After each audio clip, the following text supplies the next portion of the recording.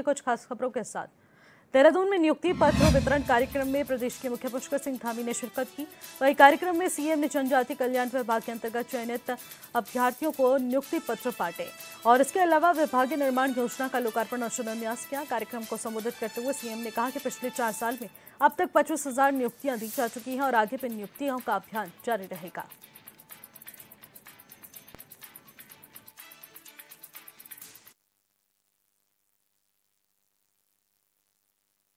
किसी अच्छी काम के लिए आगे बढ़ रहा हो तो ईश्वर का आशीर्वाद मिलता है। ईश्वर के आशीर्वाद के साथ साथ समाज का भी साथ मिलता है। और पूरे प्रदेशवासियों ने हमारी सर पर हाथ रखा, हमारी पीठ पर हाथ रखा। हमने नकल माफिया के खिलाफ कार्रवाई करी। आपने देखा होगा देहरादून में भी बड़े स्तर पर तोड़फोड़ करवाने का प्रयास किया गया था। उस समय तमाम दुकानों को तोड़ने का प्रयास किया गया। लेकिन भाइयों बहनों, हम जानते थे कि अगर हम अब रुक गए, हम झुक गए, हम दब गए तो मेरी नई पीढ़ी, हमारे कर्णधार ये आगे नहीं आ पाएंगे। इसलिए इनके भविष्य को आगे लाने के लिए आलोचना सहना हमने स्वीकार किया। हमने उनकी आलोचना सही, उनका विरोध भी सहन किया, लेकिन अंततः नकल का कानून भी हम लेकर आए। और वो नकल का कानून पूरे देश के अंदर सबसे सख्त नकल कानूनों में से एक है। उसी का परिणाम हुआ कि आज जितनी परीक्षाएं हो रही हैं, सारी परीक्षाएं पारदर्शिता के साथ हो रही हैं, बिना नकल के हो रही हैं। अब कोई पेन ड्राइव से नकल नहीं होती है। मैं इसलिए कह रहा हूं कि मेरे बहुत प्रिय छात्र एवं छात्राएं भी यहां बैठे हैं और 15 हमारे शिक्षक भी आज इसीलिए नियुक्ति पत्र प्राप्त कर रहे हैं, इसीलिए उनकी योग्यता प्रतिभा को सम्मान मिला है। उनको जो है आज ये नियुक्ति मिली है क्योंकि ये नकल का कानून लागू हुआ है, पारदर्शिता के साथ भर्तियां हुई हैं। और आने वाले समय में अब कोई नकल माफिया, कोई भ्रष्टाचारी आपकी मेहनत के साथ, आपकी योग्यता प्रतिभा के साथ छल नहीं कर पाएगा, आपके साथ अन्याय नहीं कर पाएगा। आप पढ़िए, लिखिए, खूब तैयारी करिए। आपके माता पिता ने आपके लिए बहुत बड़े बड़े सपने देखे हैं। आपके गुरुजन जो आपको पढ़ा रहे हैं, आपको शिक्षा दे रहे हैं, उनके भी सपने हैं। उनके सपनों के साथ साथ आपके लिए समाज के भी सपने हैं। क्योंकि कोई भी बेटा या बेटी किसी गांव से निकलती है, किसी गांव से निकलता है, मोहल्ले से निकलता है, छोटे से कस्बे से निकलता है, तो केवल एक माता पिता का बेटा बेटी ही नहीं रह जाते हैं। जब वो आगे बढ़ते हैं तो उनके साथ पूरे समाज की भावनाएं जुड़ जाती हैं। पूरा समाज उनको अपने परिवार का हिस्सा मानता है और उनके लिए प्रार्थना करता है कि आगे जाएं। तो इसलिए मैं आप सबसे कहना चाहता हूं, खूब मेहनत से पढ़िए, खूब लगन से पढ़िए। जब खेलने का समय है खूब खेलिए, लेकिन जब पढ़ने का समय है खूब मन लगाकर पढ़िए। क्योंकि ये पढ़ने लिखने का ये कालखंड आपके जीवन में दोबारा नहीं आएगा। अभी श्रीधर बाबू अदांकी ने 96 में हाई स्कूल किया, मैंने 91 में किया। अगर ये भी सोचें कि मैं दोबारा से विद्यार्थी बन जाऊं, विद्यार्थी तो व्यक्ति जीवन भर रहता है, हमेशा सीखता है। जब तक उसका ये जीवन रहता है तब तक सीखता ही रहता है। शिक्षार्थी और विद्यार्थी हमेशा रहता है। लेकिन कक्षा में बैठकर, जैसे इनके गुरुजन जिनकी स्मृति इनके 22 के बाद वापस आई, उनके ये दोबारा से शिष्य पूरे जीवन भर रहेंगे, लेकिन क्लास में बैठने वाले शिक्षक दोबारा नहीं बन सकते। और आप सब भी अगर ये सोचोगे आज से 15 साल बाद, 20 साल बाद कि मैंने उस समय और मेहनत कर ली होती और अपने को एकाग्र कर लिया होता और ध्यान से मैंने पढ़ाई कर ली होती, ये समय मेरा दोबारा आ जाए, तो मेरे बेटे बेटियों, मेरे प्रिय छात्र छात्राओं, मैं आपसे कहना चाहता हूं कि ये समय लौटकर नहीं आएगा। समय बहुमूल्य है। समय कभी वापस लौटकर नहीं आता है। जैसे आज तारीख कितनी है गणेश जी? 6 तारीख सितंबर का महीना, 11:35 घड़ी दिखा रही है। ये अब हमारे जीवन में ये समय किसी के भी कभी दोबारा नहीं आएगा। इसलिए समय की महत्ता को पहचानिए, अपने ये दिन फालतू के कामों में मत लगाइए। केवल जो है इधर गए उधर गए, आजकल बच्चों को हो गया है कई बार मोबाइल भी देखते रहते हैं दिन भर, सोशल मीडिया भी देखते रहते हैं। उसका भी अपना महत्व है, लेकिन एक सीमा तक, उसकी एक समय सीमा निर्धारित करिए कि कितनी जानकारी आपको होनी चाहिए।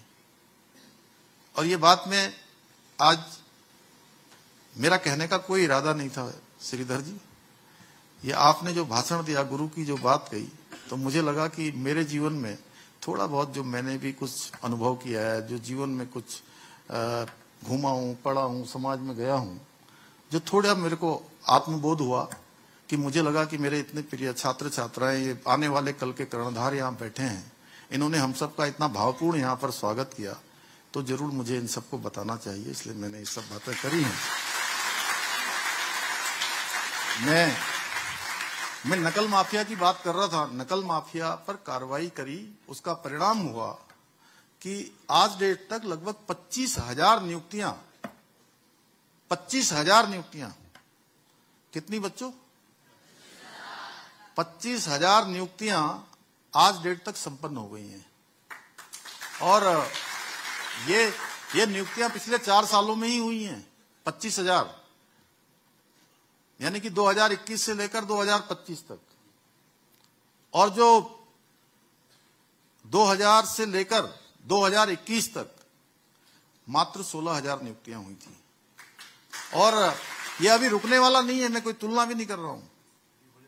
ये नियुक्तियां लगातार अनवरत रूप से जारी रहने वाली हैं। आप सब भी अगर सरकारी नौकरियों में जाने का, सरकारी सेवा करने का आप सबके मन में इच्छा हो कि भाई आप लोग अभी 8th में 9th में, मैं पूछ रहा था कौन सी क्लास में है, तो आप सब जब 12th कर लोगे, आप बीएससी बीकॉम या बीए कर लोगे, उसके बाद जो भी आप पीजी करोगे या कुछ और करोगे या सरकारी नौकरियों में जाओगे, एग्जामों में भाग लोगे, तो अब ये नियुक्तियां लगातार होने वाली हैं, ये रुकने वाली नहीं है। आप सपने को साकार करने के लिए सरकार ने अपना काम कर दिया है, हमने अपना काम कर दिया। अब आप सबको अपना काम पढ़ लिख करके, तैयारी करके अपने माता पिता के सपनों।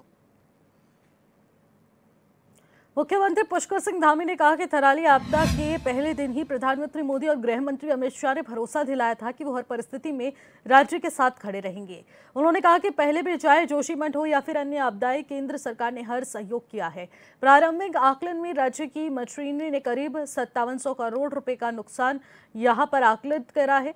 सीएम ने कहा है कि अब एनडीआरएफ और केंद्र की टीम आएंगी जो आकलन करेगी और उन्हें पूरा भरोसा है कि भारत सरकार इस बार भी हर संभव मदद करेगी।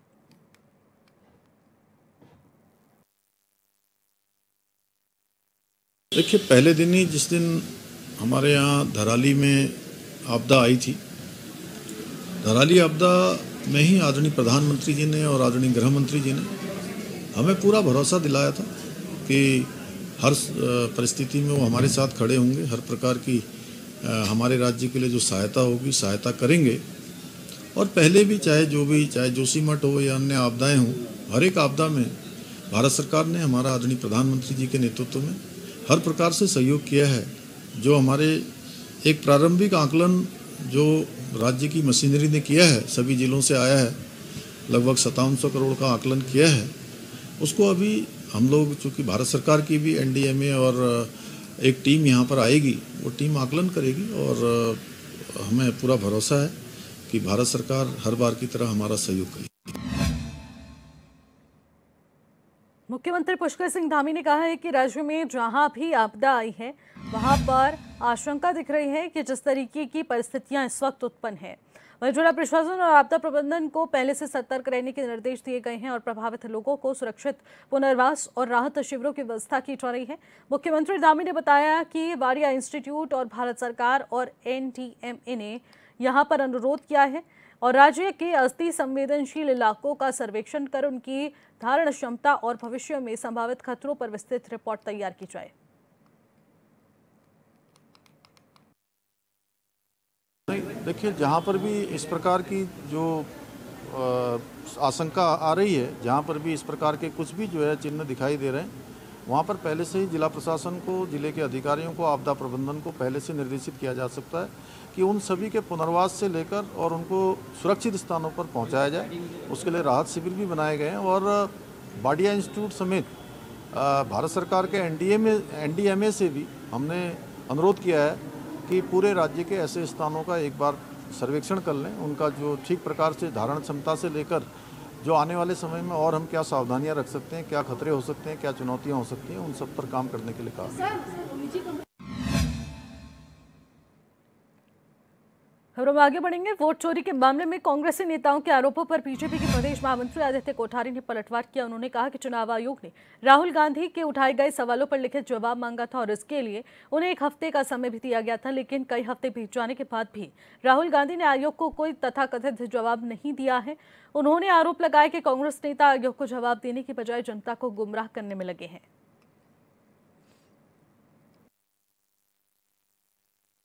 चुनाव आयोग के द्वारा श्री राहुल गांधी जी के द्वारा जो जो प्रश्न उठाए गए थे उनके संबंध में लिखित में जो है श्री राहुल गांधी जी से अपना जवाब रखने के लिए 1 सप्ताह का समय उन्होंने दिया था। तब से कई सप्ताह बीत चुके हैं, श्री राहुल गांधी जी ने तथ्यात्मक तरीके से चुनाव आयोग को कोई जवाब नहीं भेजा है। वो जनता के बीच में जाकर के सभाएं कर रहे हैं, जनता के बीच में जाकर रैलियां कर रहे हैं। वो टू द पॉइंट क्यों नहीं जो है माननीय सुप्रीम कोर्ट के समक्ष अपनी बात को रख रहे हैं, जबकि उन्हीं के लोग माननीय सुप्रीम कोर्ट में गए हैं। चुनाव आयोग के द्वारा जब उनसे जवाब मांगा जा रहा है तो क्यों नहीं कांग्रेस पार्टी के नेता चुनाव आयोग को जवाब दे रहे हैं? टू द पॉइंट जवाब देने के बजाय जनता के बीच में जनता को गुमराह करने का काम कर रहे हैं।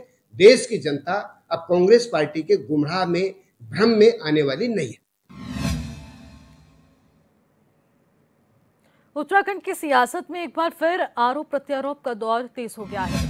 तो वहीं तमाम मुद्दों पर कांग्रेस नेताओं के आरोपों पर बीजेपी प्रदेश महामंत्री आदित्य कोठारी ने पलटवार किया। कोठारी ने कहा है कि केदारनाथ विधानसभा चुनाव को 1 साल से ज्यादा का समय बीत चुका है, जिसमें कांग्रेस ने पूरी ताकत लगाई थी, लेकिन जनता ने बीजेपी को 6,500 से ज्यादा मतों से जीत दिलाई। उन्होंने कहा कि राज्य की जनता कांग्रेस को लगातार नकार रही है और इसी हताशा और निराशा ने कांग्रेस से बुनियादी और उलझुल आरोपों को लेकर जनता को गुमराह करने की कोशिश कांग्रेस की तरफ से की जा रही है। केदारनाथ विधानसभा का चुनाव हुए 1 साल से अधिक हो गया है और केदारनाथ विधानसभा में जो चुनाव हुआ है उसमें कांग्रेस पार्टी ने अपनी पूरी ताकत के साथ में वो चुनाव लड़ा है और जनता ने अपना निर्णय दिया है। लगभग 6,500 से अधिक मतों से भारतीय जनता पार्टी केदारनाथ विधानसभा का उपचुनाव जीती है। मुझे लगता है कि कांग्रेस पार्टी को उत्तराखंड के अंदर कोई मुद्दा नहीं मिल रहा है, जनता उनको स्वीकार नहीं कर रही है। प्रत्येक चुनाव में उत्तराखंड की जनता कांग्रेस को नकार रही है। अब हताशा में, निराशा में कांग्रेस पार्टी के द्वारा इस प्रकार के उल जलूल, इस प्रकार के आरोप लगाना, इस प्रकार के तथ्यों को उठाना, मुझे लगता है कि ये कहीं भी तथ्यात्मक नहीं है, आधारहीन ये बातें हैं। और देश की जनता, उत्तराखंड की जनता, यहाँ जो भी, मैं पिछले 5 वर्षों की अगर बात करूं तो पिछले 5 वर्षों में जितने भी चुनाव जनता के द्वारा हुए हैं, सभी चुनाव में जो है कांग्रेस को यहाँ की जनता ने जवाब दिया है। यहाँ की जनता ने कांग्रेस को सिरे से नकारा है। तो इस बात को कांग्रेस को भली भांति समझना चाहिए। मॉनसून का सीजन उत्तराखंड में बड़ी तबाही लेकर आया और इसका अंदाजा इसी बात से लगाया जा सकता है कि इस बार मॉनसून में अब तक 574 mm बारिश दर्ज हुई है और आपदा प्रबंधन सचिव का कहना है कि 2010 से लेकर अब तक इतनी ज्यादा मात्रा में बारिश कभी दर्ज नहीं की गई। इससे प्रदेश में जानमाल का भारी नुकसान हुआ है। इसीलिए अब केंद्र को 5700 करोड़ रुपए का अनुमानित मसौदा भेजा गया है, जिससे क्षतिपूर्ति हो सके। और इसके बाद केंद्र की टीम उत्तराखंड पहुंचेगी और सोमवार को आपदा प्रभावित क्षेत्रों का दौरा कर एस्टीमेट की जांच करेगी। साथ ही आपदा प्रबंधन भी क्षति और उसकी भरपाई की योजना को यहां सामने रखेगा। इसके बाद केंद्र की टीम तय करेगी कि उत्तराखंड को कितनी राहत पैकेज की जरूरत है। देखिए, जो जनहानि हुई है आपदा में, जैसा कि हमने बताया कि विगत वर्षों की तुलना में इस वर्ष बरसात ज़्यादा हुई है। लगभग 574 मिलीमीटर बरसात हुई है। औसतन 2010 से मेरे पास आंकड़े हैं, अभी रेडी आंकड़े हैं 2010 से 2025 तक का। कभी 300 मिलीमीटर, कभी 320 मिलीमीटर, कभी 400 मिलीमीटर, कभी 325, 350, इस तरह से रहा। 574 कभी नहीं पहुंचा है। इसके पहले का भी देखें तो वो भी बहुत ज़्यादा नहीं है। 2010 से 2025 के बीच में कभी इतनी बरसात नहीं हुई है। तो बरसात ज़्यादा होने के कारण राज्य में नुकसान बहुत ज़्यादा हुआ है। इस वर्ष प्राकृतिक आपदा से लगभग 79 कुल मृत्यु हुई है अब तक। करीब 115 लोग घायल हुए हैं। कुछ लोग मिसिंग चल रहे हैं जिनकी संख्या लगभग 90 है। इसके अलावा कुछ दुकानें हमारे नुकसान हुई हैं, कुछ होम स्टेज नुकसान हुए हैं। तो इस तरह से नुकसान है, उसका भी आकलन किया है। तो जो टीम आएगी, टीम बाकी चीज़ों के साथ में यह भी देखेगी कि एक तो नुकसान डायरेक्ट हो गया, एक कुछ इनडायरेक्ट नुकसान होता है। जैसे यात्रा हमारी बंद है। अब यात्रा बंद होने के कारण हमारे दसियों हज़ार से ज़्यादा स्थानीय लोग, दुकानदार, ढाबा चलाने वाले, शॉपकीपर्स, कुछ सामान बेचने वाले, गिफ्ट बेचने वाले, इनका भी नुकसान हुआ है। तो टीम इस चीज़ का भी आकलन करेगी कि सामाजिक तौर पे कितना नुकसान कुछ हुआ है हमारा।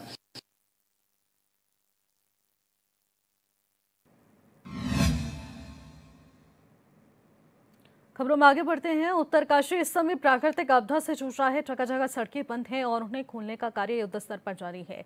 और इस आपदा के समय उत्तरकाशी के लोगों के लिए लमगांव की सड़क सहारा बनी हुई है, जिसके जरिए गंभीर रूप से बीमार लोगों को देहरादून से अस्पतालों तक पहुंचाया जा रहा है।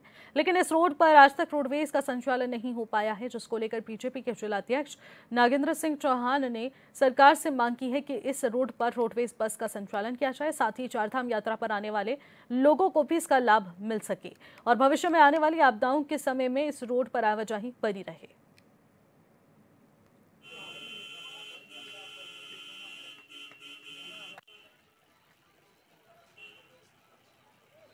क्षेत्र है हमारा गाजना का क्षेत्र और ये पूरी धोतरी जो रोड है हमारी चौरंगी रोड उत्तरकाशी से प्रारंभ होती है और यहाँ से केदारनाथ भी जाती है, देहरादून ऋषिकेश के लिए जाती है। जैसा आज धरासू बैंड में बंद होने के कारण डीएम ने उत्तरकाशी ने एसओपी जारी कर इस रूट को शुरू किया है कि यात्री लोग और तमाम जो अपने काम के लिए लोग यहाँ से जाएं। मैं तो प्रशासन से और सरकार से निवेदन करना चाहूँगा कि इसको चौड़ीकरण के साथ साथ इसको राष्ट्रीय राजमार्ग बनाया जाए, क्योंकि ये मार्ग 12 महीने निरंतर, चाहे यात्रा की सीजन में हो न हो, इस रूट पर निरंतर है जो लोग चलते हैं। तो इसको थोड़ा ये चौड़ीकरण इसका किया जाए और इसको बराबर मार्ग इसको खोल दिया जाए। और दूसरा मैं भी प्रयास करूंगा और सरकार से भी आग्रह करूंगा, अपने संगठन के लोगों से भी आग्रह करूंगा कि यहाँ पर एक रोडवेज की बस देहरादून से नियमित इस क्षेत्र से होते एक उत्तरकाशी के लिए डोगरा चांटी पुल होते हुए, लमगांव होते हुए और धोतरी होते हुए उत्तरकाशी को एक रोडवेज की बस लगनी अत्यंत आवश्यक है। इसके लिए मैं प्रयास करूँगा। हमारे इस क्षेत्र में कम से कम 25-30 गांव पड़ते हैं, जिनका जो है काफ़ी लोगों का आना जाना देहरादून से है। और मेरा माननीय जिलाध्यक्ष जी से और अपनी सरकार से आग्रह है कि इस क्षेत्र को जो है रोडवे से जोड़ा जाए और जो हमारी ये जो चौड़ीकरण की मांग है, अवलोकन की मांग है, इसको भी जो है आपके माध्यम से सरकार तक उचित।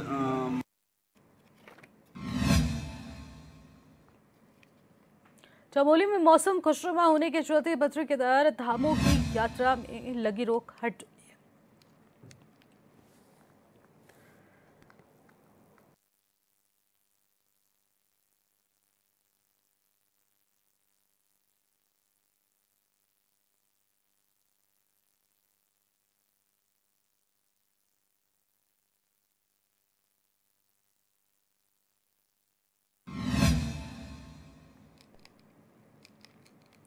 तो जिस तरीके से यात्रा के लिए पंजीकरण भी शुरू हो चुका है और भारी बारिश और भूस्खलन के चलते यात्रा पर 1 सितंबर से 5 सितंबर तक जो रोक लगाई गई थी वो पूर्णतः यहां से हट चुकी है और लोगों में एक अलग ही उत्साह यहां एक बार फिर देखने को मिला है।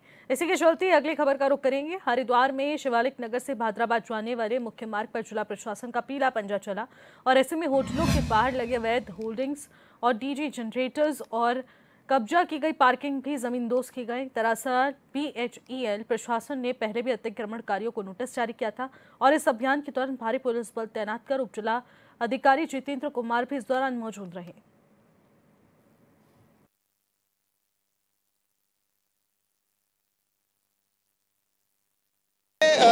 ये शिवालिक नगर में अतिक्रमण की शिकायतें लगातार आ रही थी। इस पर जिलाधिकारी महोदय द्वारा भी हमें निर्देशित किया गया था और इन लोगों को नोटिस भी जारी किए गए BHEL के द्वारा। नोटिस देने के बावजूद भी इनके द्वारा जब अतिक्रमण नहीं हटाया गया तो आज हम लोग प्रशासन और पुलिस के सहयोग से इसको हटवा रहे हैं। देखिए आगे अगर कोई इसको फिर से अतिक्रमण करता है तो उस पर फिर FIR भी की जाएगी। हमारा चिन्हीकरण का काम चल रहा है और कुछ अतिक्रमण हटाए भी गए हैं और आगे भी टाइम हमने प्लान किया हुआ है ग्रामीण क्षेत्रों से।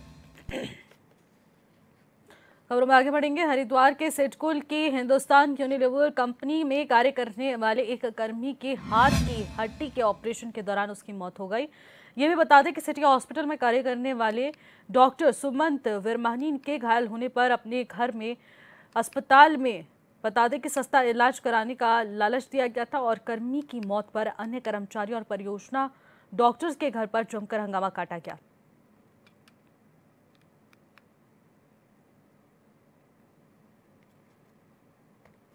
ये सर मेरा भाई ये करता था हिंदुस्तान यूनिलीवर लिमिटेड कंपनी में जॉब करता था।